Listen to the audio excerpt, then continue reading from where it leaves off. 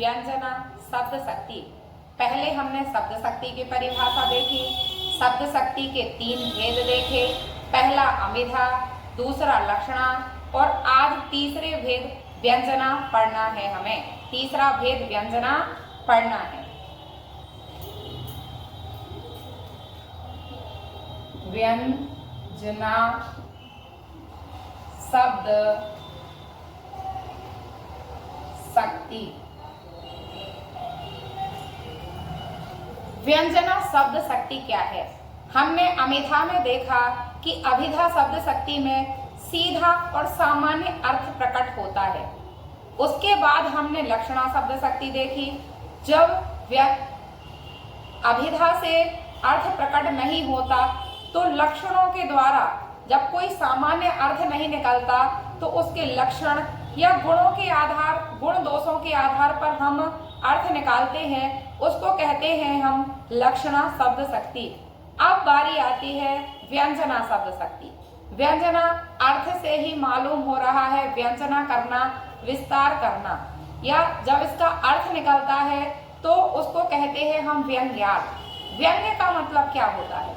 जब हम किसी को अप्रत्यक्ष रूप से कुछ बोलते हैं तो उसको कहते हैं हम व्यंग्य, तो इसका अर्थ निकलता है व्यंग्यार्थ या व्यंजना करना, अपने अपने अनुसार उसका अर्थ लेना, उसको कहते हैं हम व्यंजना शब्द शक्ति। हम देखते हैं व्यंजना की परिभाषा।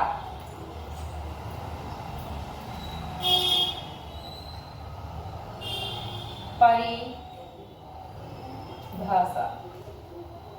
शब्द की जिस शक्ति, शब्द की जिस शक्ति से वाच्यार्थ, वाच्यार्थ, वाच्यार्थ और लक्ष्यार्थ,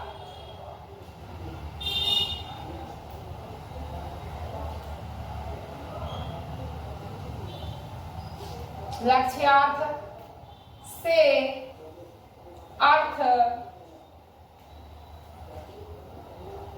प्रकट नहीं होता और किसी अन्य अर्थ, अन्यार्थ, व्यंग्यार्थ, व्यंग्यार्थ लिया, व्यंग्यार्थ लिया जाता है, उस शब्द शक्ति को व्यंजना शब्द शक्ति कहते हैं। हमने देखा जब वाच्यार्थ और लक्ष्यार्थ से अर्थ प्रकट नहीं होता और कोई अन्य अर्थ लेना पड़ता है, यानी कि व्यंग्यार्थ, उस शब्द शक्ति को हम व्यंजना शब्द शक्ति कहते हैं। अब हम व्यंजना शब्द शक्ति को उदाहरणों के माध्यम से और अच्छे तरीके से समझने का प्रयास करते हैं।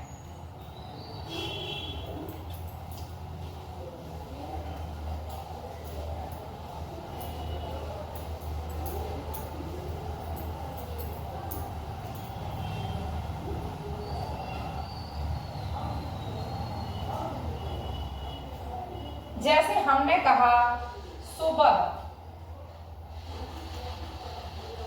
हो गई। सुबह हो गई का क्या अर्थ है? इसका सामान्य अर्थ होता है सूरज उग आया।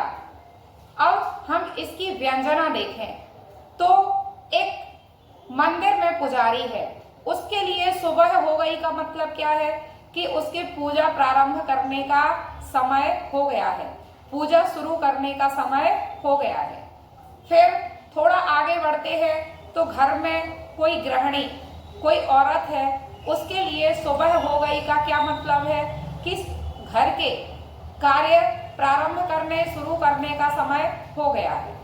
कोई विद्यार्थी है जो स्कूल में पढ़ाई करता है, कोई शिक्षक है, इनके लिए सुबह हो गई का मतलब क्या है कि इन्हें अपने विद्यालय जाने का समय हो गया है। कोई पहरेदार है जो रात्रि में पहरा दे रहा था, उसके लिए सुबह हो गई का क्या मतलब है कि उसका पहरा देने का समय समाप्त हो चुका है और वह घर जा सकता है। इस प्रकार हम देखते हैं कि कुछ ही शब्दों की हर व्यक्ति अपने अनुसार व्यंजना कर रहा है, इसे कहते हैं हम व्यंजना शक्ति, और अन्य उदाहरणों के माध्यम से समझने का प्रयास करते हैं।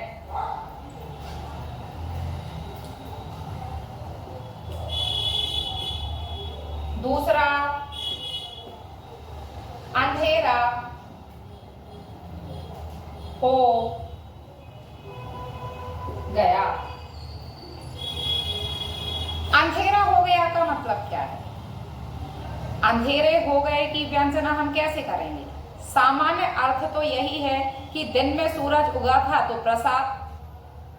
प्रकाश चारों ओर फैला हुआ था, अब सूर्य डूब गया है और रात्रि का समय आ गया है, अंधेरा हो गया है।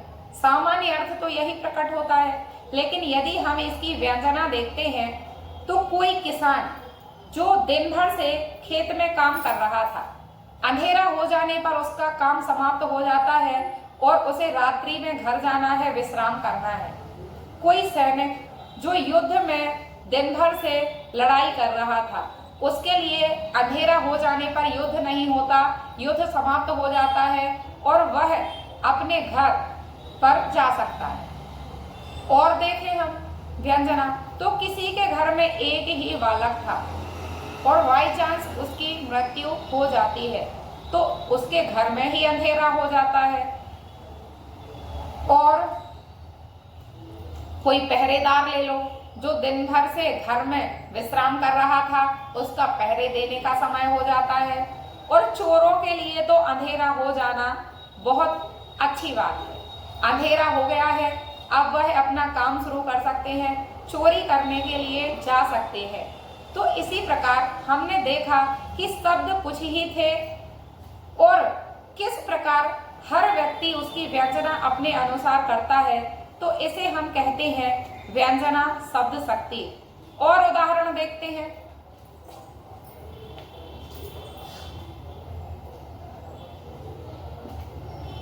इंदौर,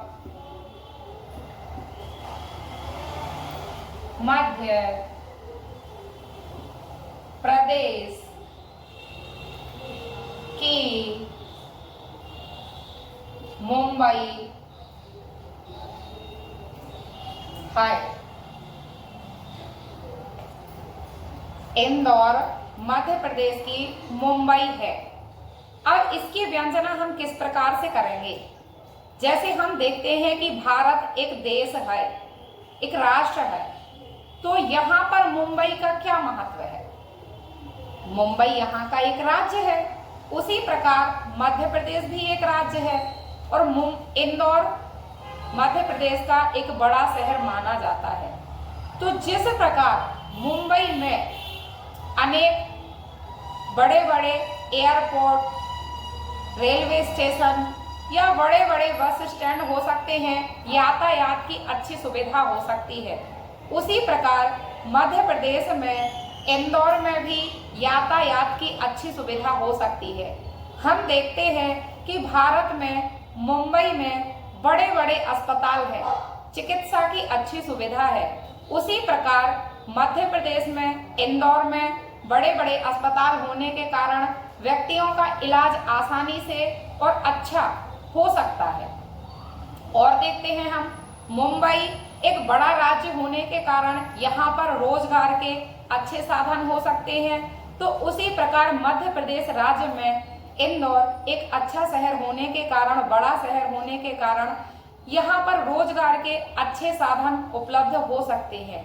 तो उसी प्रकार हर व्यक्ति के लिए या हर क्षेत्र से संबंधित अलग अलग व्यंजना की गई है।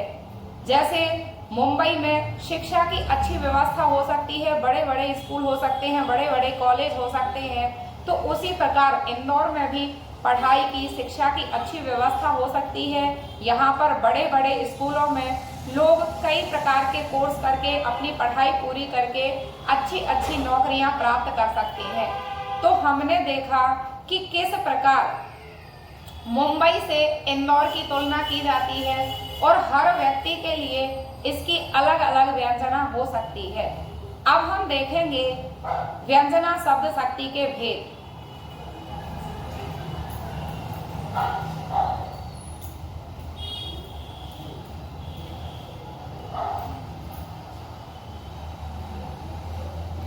व्यंजना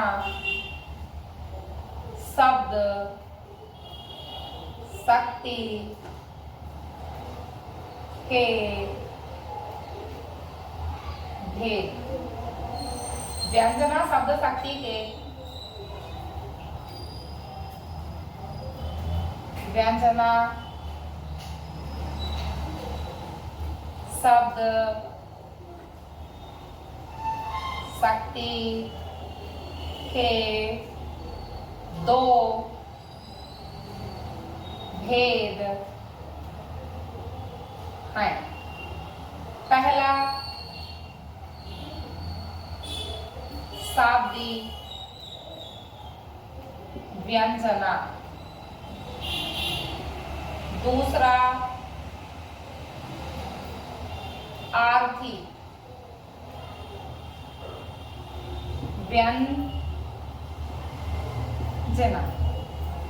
अब हमने देखा व्यंजना शब्द शक्ति के भेद, और व्यंजना शब्द शक्ति में कुछ अलंकारों का भी प्रयोग किया जाता है। जैसे कि हमने देखा था अभिधा शब्द शक्ति में यमक और उत्प्रेक्षा अलंकार आते हैं।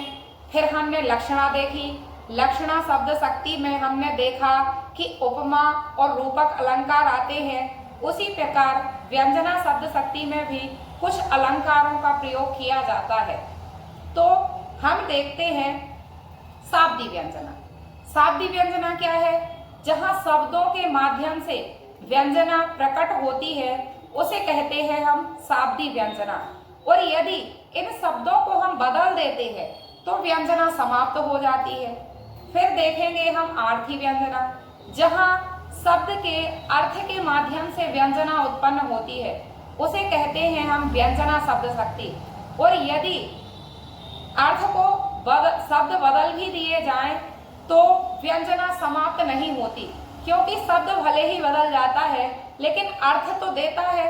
तो यहाँ आर्थी व्यंजना। अब हम देखते हैं कि शाब्दी व्यंजना श्लेष अलंकार से जुड़ी हुई है और आर्थी व्यंजना वक्रोक्ति अलंकार से जुड़ी हुई है। जिस प्रकार हमने श्लेष अलंकार की परिभाषा पढ़ी है, श्लेष अलंकार में क्या होता है? श्लेष का अर्थ होता है चिपका हुआ। जैसे एक शब्द के कई अर्थ निकलते हैं, दो या उससे अधिक अर्थ निकल सकते हैं, उस जगह पर श्लेष अलंकार होता है। तो हम देखेंगे शाब्दी व्यंजना की परिभाषा।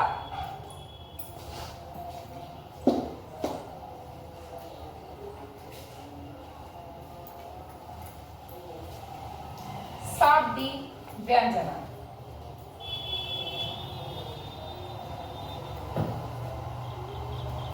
शाब्दी व्यंजना। शाब्दी व्यंजना में क्या है? जब किसी वाक्य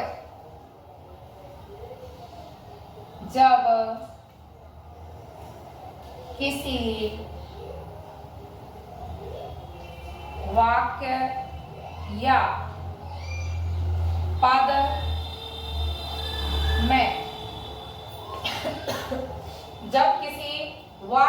पद में जब किसी वाक्य या पद में शब्दों के माध्यम से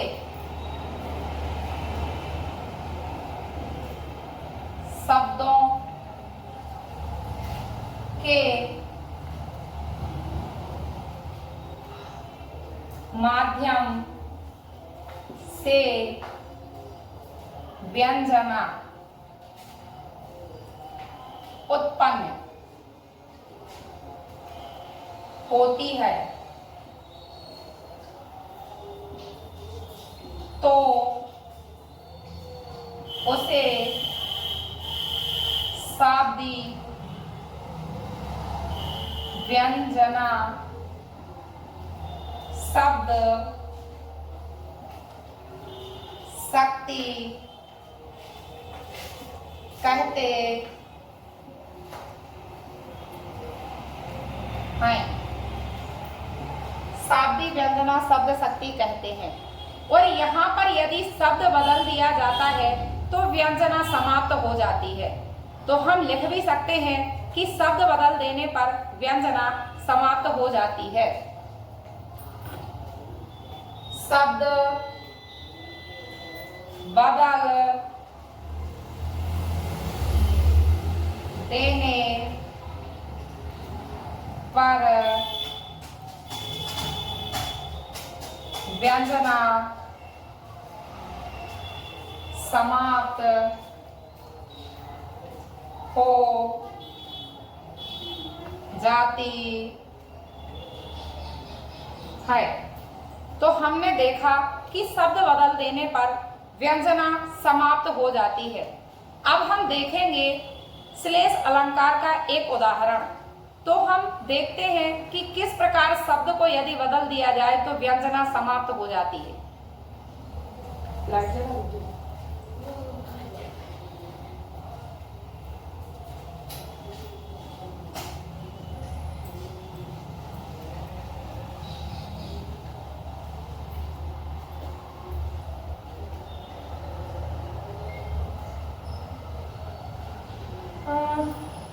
चिर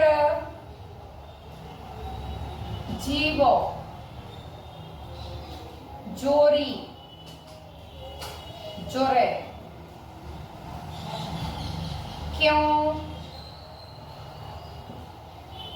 ना स्नेह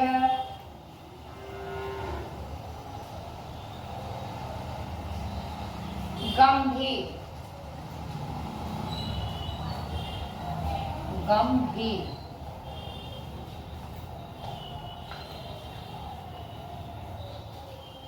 चिरजीवो जोरी जोरे क्यों ना स्नेह गंभीर।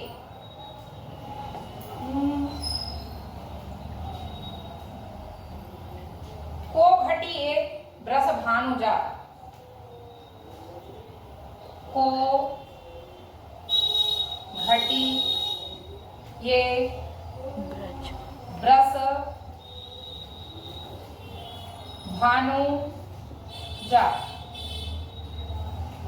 वे हल घर के वीर वे हल घर के वीर। यहाँ हमने श्लेष अलंकार का एक उदाहरण देखा। अब हम देखते हैं कि किस प्रकार इसमें श्लेष और शाब्दिक व्यंजना प्रकट हो रही है। दो शब्दों में, पहला ब्रस भानुजा और दूसरा हलधर, इन दोनों शब्दों में शाब्दिक व्यंजना है। यदि हम इन शब्दों को बदल देते हैं, ब्रस भानुजा के जगह पर हम कुछ और शब्द रख देते हैं या हलधर के जगह पर हम कोई और शब्द रख देते हैं तो यहाँ से व्यंजना समाप्त हो जाएगी। अब हम देखेंगे कि ब्रस भानुजा के क्या अर्थ हैं। ब्रसभ ब्रसभ धन अनुजा बराबर ब्रस भानुजा।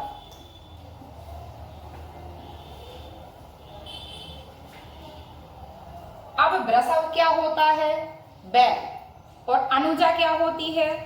छोटी बहन। अनुज को कहते हैं छोटा भाई और अनुजा को कहते हैं छोटी बहन। तो बैल की छोटी बहन कौन होगी? गाय। और फिर देखते हैं हम ब्रसभ यहाँ पर वृषभानुजा की जगह हम कर देंगे गाय। वृषभ की अनुजा का अर्थ क्या निकलेगा? गाय। फिर हम करेंगे वृषभानु धन जा। वृषभानु कौन है? वृषभानु है राधा के पिताजी, और जा का अर्थ निकलता है वृषभानु से जन्मी, यानी कि राधा जी। तो वृषभानु जा का अर्थ क्या निकलेगा? राधा।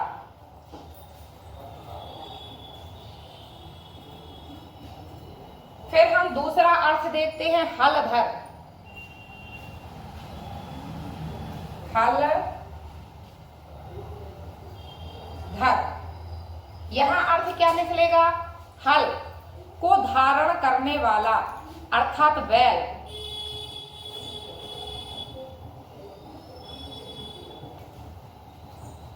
और दूसरा हलधर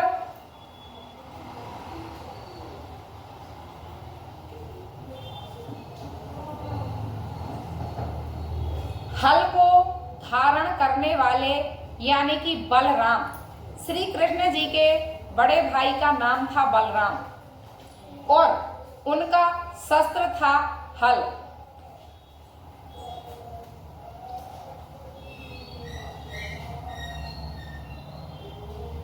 अब हम पूरे वाक्य का अर्थ निकालते हैं। तो चिरजीवो, चिरजीवो का मतलब क्या होता है?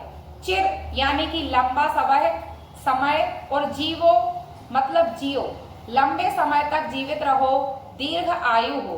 जोरी मतलब जोड़ी, जुड़े मतलब जुड़ी रहे। और क्यों ना स्नेह, स्नेह मतलब प्रेम, गंभीर यानी कि व्यापक प्रेम बना रहे।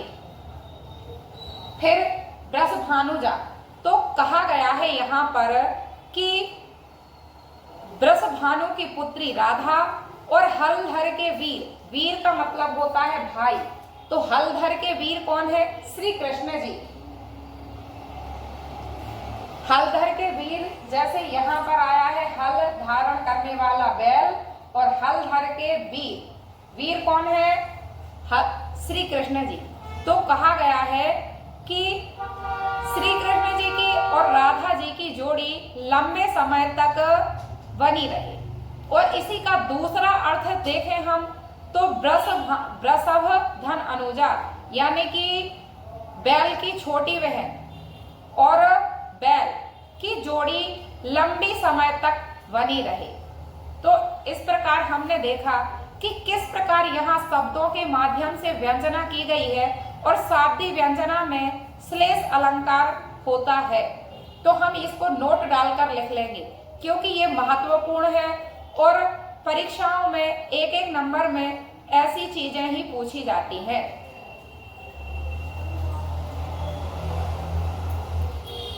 नोट, शाब्दी व्यंजना में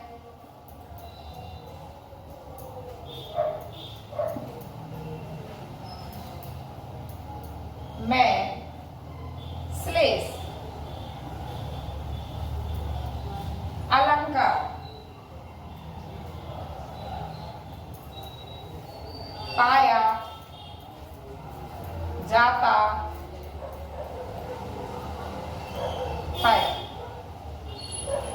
अब हम देखेंगे आर्थी व्यंजना।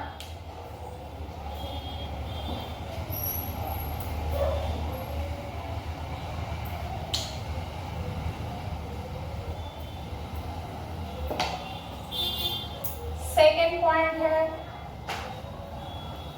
आर्थी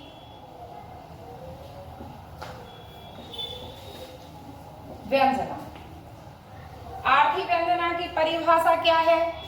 आर्थी व्यंजना की परिभाषा है कि जिस शब्द शक्ति का अर्थ शब्द के अर्थ पर निर्भर होता है उसे हम कहते हैं आर्थी व्यंजना। और आर्थी व्यंजना में शब्द बदल देने पर अर्थ प्रकट हो जाता है, क्योंकि शब्द भले ही बदल जाए लेकिन अर्थ तो निकल कर आता है, तो उसे कहते हैं हम आर्थी व्यंजना। अब हम देखेंगे आर्थी व्यंजना की परिभाषा।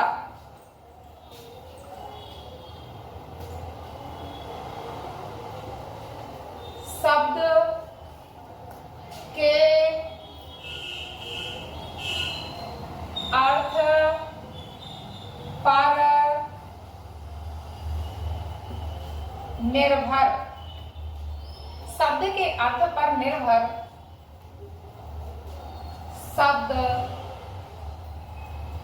शक्ति आर्थी व्यंजना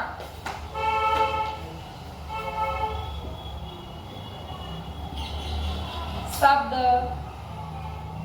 शक्ति है।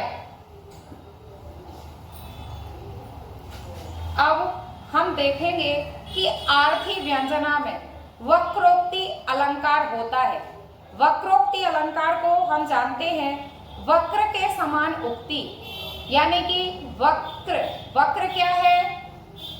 एक वृत्त जिसके समान उक्ति क्या है? बात। जो लाइन हम बोलते हैं उसे कहेंगे हम उक्ति। तो हम देखेंगे कि आर्थी व्यंजना में वक्रोक्ति अलंकार होता है, या वक्रोक्ति की परिभाषा में हम देखते हैं कि हम कोई सामान्य बात कह रहे हैं, सामने वाला हमारी सामान्य बात को समझ भी जाता है, लेकिन वह जानबूझकर कोई अन्य अर्थ लगाता है, उसे हम कहते हैं वक्रोक्ति। अब हम देखते हैं वक्रोक्ति का एक उदाहरण या आर्थी व्यंजना का एक उदाहरण।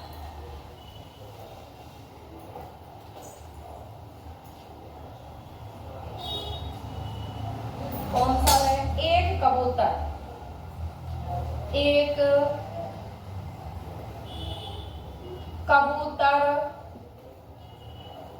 देख हाथ में। एक कबूतर देख हाथ में पूछा कहाँ? अपर है। अपर कैसा?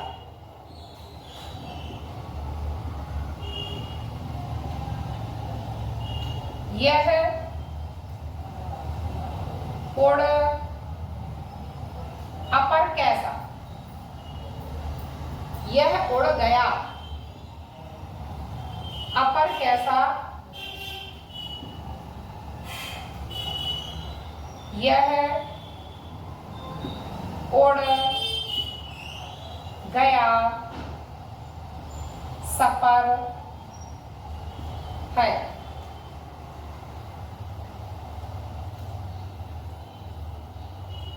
अब यहां हम देखेंगे कि किस प्रकार अर्थ के माध्यम से यह वक्र घुमावदार युक्ति बात समझ जाने पर भी जानबूझकर घुमा दी जाती है।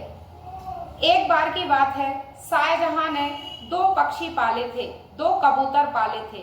तो उन्होंने थोड़ी देर को मुमताज को वो दोनों कबूतर पकड़ा दिए और वह अपना कार्य करने के लिए चले गए। थोड़ी देर बाद जब शाहजहां लौटकर आते हैं तो एक कबूतर मुमताज ने उड़ा दिया था। तो यहाँ पर अपर के दो अर्थ निकल कर आते हैं, एक दूसरा और एक अर्थ निकल कर आता है पर रहित, जिसके पर ही ना हो। पर यानी कि पंख ही ना हो। तो हमने देखा कि अपर के दो अर्थ निकल के आ गए। कौन कौन से? एक जिसके पर ना हो और एक दूसरा कि दूसरा कबूतर कहाँ है। फिर अपर कैसा? यह उड़ गया। सपर यानी परों के साथ है। तो शाहजहां आते हैं और मुमताज को एक कबूतर पकड़े हुए पूछते हैं कि एक कबूतर देख हाथ में पूछा कहाँ अपर है, यानी कि दूसरा कबूतर कहाँ पर है। तो मुमताज उस कबूतर को भी जानबूझ के छोड़ देती है और कहती है कि अपर कैसा? यह कबूतर तो उड़ गया, सपर है यानी कि परों के साथ में है। तो यहाँ पर यदि हम कबूतर की जगह पक्षी कर दें, चिड़िया कर दें, लेकिन अर्थ तो प्रकट होगा। तो इस प्रकार हमने देखा व्यंजना शब्द शक्ति। व्यंजना शब्द शक्ति में शब्द बदल देने से व्यंजना उत्पन्न होती है, व्यंजना समाप्त नहीं होती। जबकि शाब्दिक व्यंजना में शब्द बदल देने से व्यंजना समाप्त हो जाती है। तो धन्यवाद दोस्तों।